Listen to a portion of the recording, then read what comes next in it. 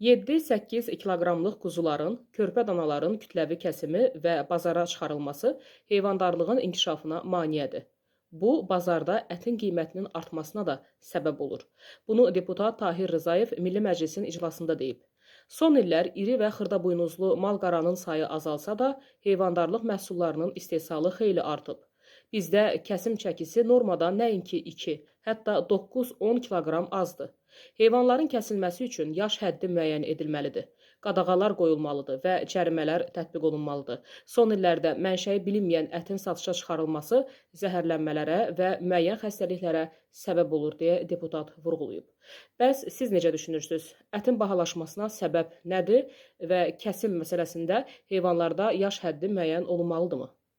Süfrələrimizin vazgeçilməzi və qida rasionumuzun ən önəmli qidalarından biri olan bal məhsulları haqqında danışmaq istəyirəm. Arıçı Vidadinin cənub bölgəmizdə yetişdirilən bal məhsulları çox faydalıdır, qatqısızdır və tam təbiidir. Mütləq zəng edin 051 546 39 39 nömrəsi ilə əlaqə saxlayın.